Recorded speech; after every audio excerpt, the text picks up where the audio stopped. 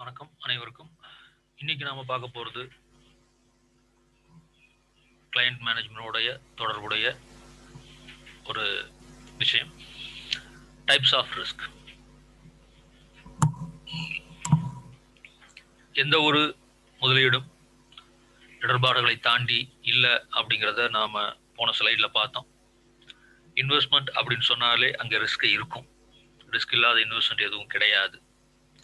அப்ப ஒரு நல்ல ஒரு இன்வெஸ்டாரா நான் இருக்கும்போது நான் என்ன செய்யணும் அப்படின்னா, ஆமா, ரிஸ்கை நான் என்ன பண்ண முடியாது, தடுக்க முடியாது. ஆனால் நான் என்ன பண்ணலாம், தவிர்க்கலாம் அப்படின்னு நான் முடிவு பண்ணிட்டேன்னா, நான் தெரிந்து கொள்ள வேண்டிய விஷயம் அந்த ரிஸ்கில் எத்தனை டைப் இருக்குது அப்படிங்கிறது. அதைத்தான் நாம் இப்போ ஒன்று பார்க்க போகிறோம். முதல் ரிஸ்க் அப்படிங்கிறது இன்ட்ரெஸ்ட் ரேட். நான் ஒரு இன்வெஸ்ட்மெண்ட் பண்ண போகிறேன். அந்த இன்வெஸ்ட்மெண்ட் எக்ஸுங்கிற கம்பெனியில் நான் இன்வெஸ்ட் பண்ணால் எனக்கு 4% இன்ட்ரெஸ்ட் கிடைக்கும். அதே ஒய் கம்பெனிக்கு போனால் 6%. அதே இன்னொரு கம்பெனிக்கு Z கம்பெனி அப்படின்னு ஒரு கம்பெனி போனால் 10%. அப்படின்னா இதுதான் ரிஸ்க்கு. ஏன் அந்த கம்பெனி 4%, ஏன் அந்த கம்பெனி 6%, ஏன் இன்னொரு கம்பெனி 10%? அப்போ ஒரு இன்வெஸ்ட்மெண்ட்டை நான் இன்வெஸ்ட் பண்ண போகிற ஒரு 1000 ரூபாயை ஒரு இடத்துல 4 ரூபா எனக்கு இன்ட்ரெஸ்ட் கிடைக்கும், இன்னொரு இடத்துல 6 ரூபா, இன்னொரு இடத்துல 10 ரூபா. அப்போ இந்த மூணுல எதுல நான் இன்வெஸ்ட் பண்ணா என்னோட இன்வெஸ்ட்மெண்ட் பாதுகாப்பா இருக்கும், அதே நேரத்தில் இன்ட்ரெஸ்ட்டும் சரியா வரும் அப்படிங்கறத டிசைட் பண்றதான் இன்ட்ரெஸ்ட் ரேட் ரிஸ்க். அடுத்தது ஃபாரின் எக்ஸ்சேஞ்ச் ரிஸ்க். இது ரெண்டு வகையில் ஏற்படலாம். ஒன்று, நான் நேரடியாக ஃபாரின் கரன்சி இன்வெஸ்ட்மெண்ட்ஸ் நான் பண்ணுறதுனால ஏற்படுகின்ற பிரச்சனை. அடுத்து ஃபாரின் கம்பெனிஸில் நான் இன்வெஸ்ட் பண்ணுறேன். எப்படி நான் இந்திய கம்பெனியில் இன்வெஸ்ட்மெண்ட் பண்ணி என்னோட ரிட்டர்ன் எதிர்பார்க்குறனோ அதே மாதிரி நான் என்ன பண்ணுறேன் அப்படின்னீங்கன்னா, டைரெக்டாக நான் ஃபாரின் யூஎஸில் இருக்கிற ஒரு கம்பெனி இல்லைனா யூகேல இருக்கிற ஒரு கம்பெனியில் நான் ஷேர் வாங்குறேன்னா அங்கே எனக்கு என்ன ரேட்டு வரும். ஏன்னா என்னோட ஊர்காசு இந்தியாவில் ரூபாய், ஆனால் அதே பார்த்தீங்கன்னா யூஎஸ்ல பார்த்தீங்கன்னா டாலரு, யூகேல பார்த்தீங்கன்னா பவுண்ட் ஸ்டெர்லிங். அப்போ என்னுடைய கரன்சியை அவங்க கரன்சிக்கு மாற்றும் போது, இல்லை அவங்களுடைய கரன்சியை நம்ம கரன்சிக்கு மாற்றும் போது அப்போ சின்ன ஒரு விலையில வேறுபாடு ஏற்படும். அந்த விலை வேறுபாடும் இதுல ஒரு ரிஸ்கா மாறும். மூன்றாவது, நான் டைரக்டா இன்வெஸ்ட் பண்றது இல்லை, ஆனால் நான் எந்த கம்பெனியில் நான் இன்வெஸ்ட் பண்ணியிருக்கணும் அந்த கம்பெனியுடைய பெரும்பாலான வணிகம் பார்த்தீங்கன்னா ஃபாரின் கண்ட்ரி டிபெண்ட் பண்ணியிருக்குன்னா அப்போ அந்த நாடுகளில் ஏற்படுகின்ற மாற்றங்கள் என்னுடைய ரிட்டர்ன்லையும் என்ன பண்ணும், பாதிப்பை ஏற்படுத்தும். This is foreign exchange risk. அடுத்து, ஒவ்வொரு இன்வெஸ்டாரும் மிக முக்கியமாக தெரிஞ்சுக்க வேண்டிய ஒரு முக்கியமான ரிஸ்க்ல ஒன்று சிஸ்டமேட்டிக் அன்சிஸ்டமேட்டிக் ரிஸ்க். இந்த சிஸ்டமேட்டிக் ரிஸ்க்குங்கிறது இது ஒரு பொதுவான ஒரு ரிஸ்க். அன்சிஸ்டமேட்டிக்ங்கிறது அந்த நிறுவனம் சார்ந்த ஒரு ரிஸ்க்.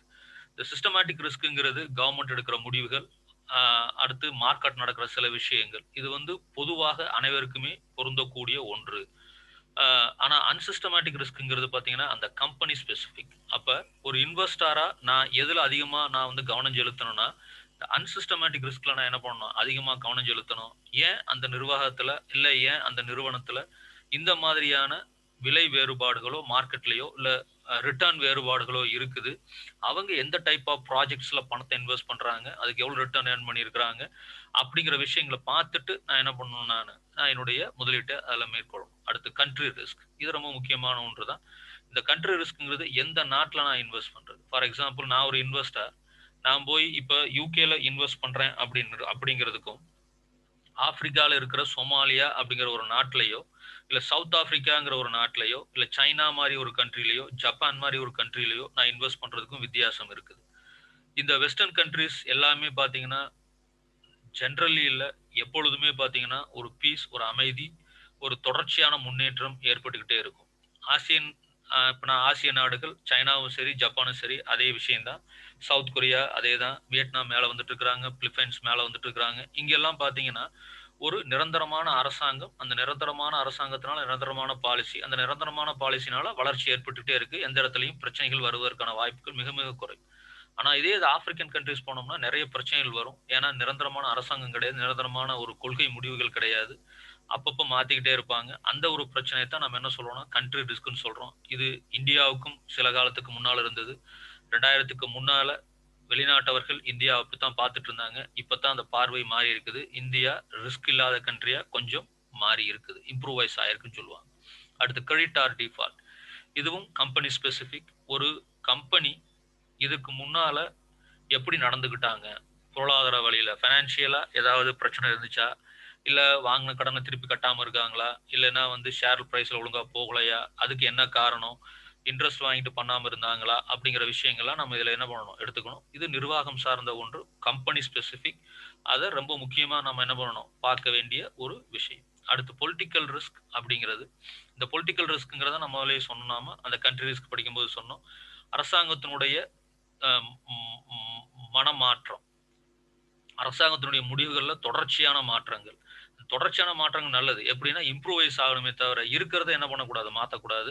அப்படி மாத்துறதுனால நெறைய பிரச்சனைகள் வரும். அதுதான் நம்ம என்ன சொல்றோம்னா பொலிட்டிக்கல் ரிஸ்க்கும். இந்த பொலிட்டிக்கல் ரிஸ்க் தான் directly related with financial risk. ஏன்னா, உங்க நிறுவனத்தினுடைய மொத்த பணத்தையும், இல்ல உங்க நிறுவனத்தையே மூழ்கடிக்கக்கூடிய ஒரு முடிவாக இது இருக்கும். அதனால மிகவும் கவனமா நாம இன்வெஸ்ட் பண்றதுக்கு முன்னால, அந்த நிர்வாகத்துல, அந்த கம்பெனிய பத்தி அரசாங்கத்துக்கு என்ன ஒப்பீனியன் இருக்கு, அந்த இண்டஸ்ட்ரி தரைவாகுமா, ஆகாதா அப்படின்னு நம்ம பார்க்கணும்.